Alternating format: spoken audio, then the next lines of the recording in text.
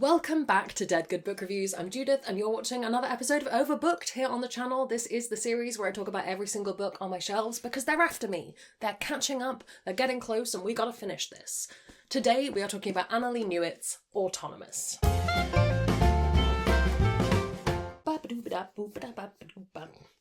Some quick disclaimers before we start. I originally had a review copy of this. I had a digital review copy many years ago.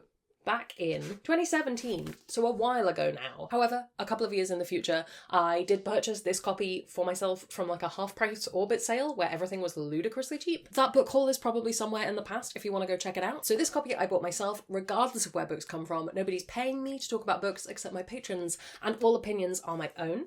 I will keep this as spoiler-free as humanly possible, and we're still going to talk about the book as a whole. If you want to go in knowing absolutely nothing, pause the video, come back when you've read it and we'll talk then. And I will link the story graph for the book below in case you want to check out any user-generated content warnings. This is Annalee Newitz's debut. Obviously, they had been writing an awful lot before then. I think they'd been writing a lot of non-fiction. However, this was their sci-fi debut. Annalee Newitz is a very well-known author now. They've also written The Terraformers, which I very much enjoyed. They've also written The Future of Another Timeline, which is one of my favourite time travel books of all time. I'd say their science fiction work tends to have an exploration of capitalism quite often is a theme, gender is sometimes a theme. It's all sorts of good, interesting, thought-provoking science fiction stuff. Are you ready for the blurb? Earth 2144. Jack is an anti-patent scientist turned drug pirate, fabricating cheap medicines for those who can't otherwise afford them. But her latest drug hack has left a trail of lethal overdoses. Hot on her trail is an unlikely pair, Ilyas, a deadly military agent, and his indentured robotic partner Paladin. As they race to stop Jack, they begin to form an uncommonly close bond that neither of them fully understands. And underlying it all is one fundamental question. Is freedom possible in a culture where everything, even people, can be owned? An awful lot of science fiction has attempted to cover this kind of idea of personhood and ownership in a world with robotics. An awful lot of people have attempted it. Some have done it very successfully. I will come on to comparisons later on in the video. Often it kind of lands a little bit flat, especially here in 2024. We are for 7 years on from when this book published. In fact, I probably ought to go on this side of the bookshelf so you can see it. 7 years on from when this book published, there's been an awful lot of writing in that space, and often it can feel very done. It just feels very, we've covered this, I understand this. And that's not saying that nobody can do it anymore or that we shouldn't have any more books exploring this theme, because obviously it's an interesting theme. I just often feel like I read a book and I go, great, I've heard that before, and it wasn't really giving me anything new. This feels like a really interesting take on that because the theme of ownership and personhood doesn't necessarily just come out of the experience of the character, but comes out of Jack's relationship to drug patents. And I just thought that was very interesting. For a long time before rereading this, I just remembered the book being about Big Pharma and patenting drugs and all of this stuff.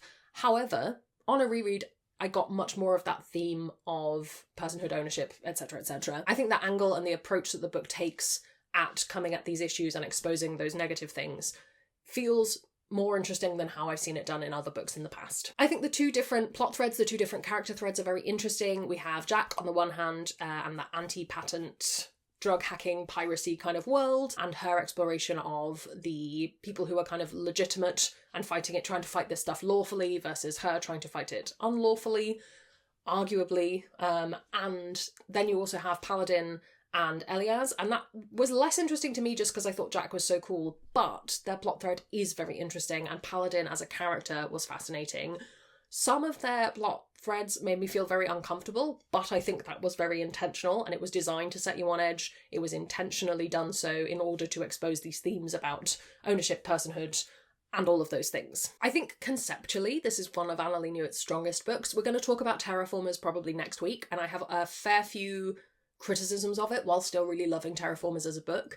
I think this feels very close to reality, possibly because it is quite close to reality. 2144, in the grand scheme of the universe, is not that far away, especially around the kind of big pharma side of things. Annalee Newitz is clearly writing from a place of, this is where we're headed if we don't regulate this stuff and if we don't pull back on it. We are going to get people unable to afford medicine that they need, and hugely restricted medicine that people who need it can't access, and all of this stuff. It's very much science fiction in order to expose something in the modern day, which is one thing that I think science fiction should do and does very well. The same can be said of something like The Future of Another Timeline. That one's a very time travel-y one, so it's less clear of that kind of exposing of the present, but very interesting as well. I think all of Annalee Newitz's books take a little bit of time to get into. This is one of the ones that was easier than others, but it still definitely takes you in at the deep end. You have to work out where you're going, you have to work out what you're doing in the moment with the characters, particularly for the Elias and Paladin plotline. You just kind of have to go with it.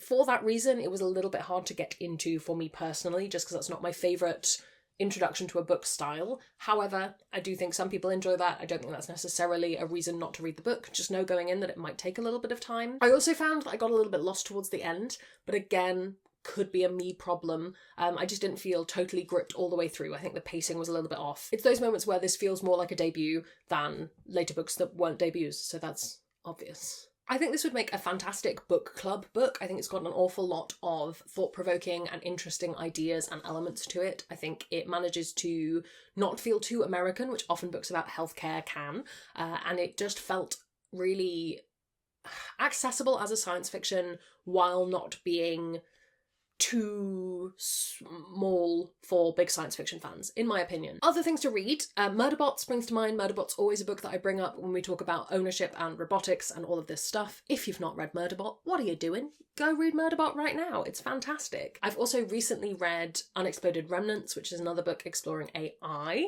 and ownership and personhood, which I didn't love it, but it does exist and it is out there. If you like Annalee Newitz and you want to read more, I would next read The Future of Another Timeline. I think it's fantastic. You could also go and read Charlie Jane Anders' science fiction works, who is Annalee Newitz's partner.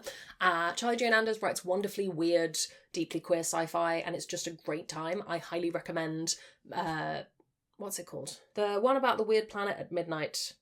I'll put the cover up on screen and something in the subtitles, and we'll know what it is from that. Overall, would I recommend reading Autonomous? I say yes. I think it's not the, oh, everybody in the world has to read this immediately, it's life-changing kind of science fiction. It's just one that I think about quite often, and I think that's one of the real hallmarks of Annalee Newitz's work, is it's very long-lasting in the brain, and it's very impactful in how I think about life now. All three of their books have done that for me, and I think that's really wonderful. Yeah, if you're looking for space opera, this is not that, but if you're looking for thought-provoking sci-fi, we got you. Here it is. Have you read Autonomous or any other works by Annalee Newitz? Let me know down in the comments below. While you're down there commenting, if you haven't already, please do subscribe. It makes me feel loved and appreciated. You can also come hang out on Discord, where we have chill chats about books. I'd like to say an enormous thank you to all the ghosts who haunt me over on Patreon. They support the channel and in return get early access to videos, bonus content, live streams, and more.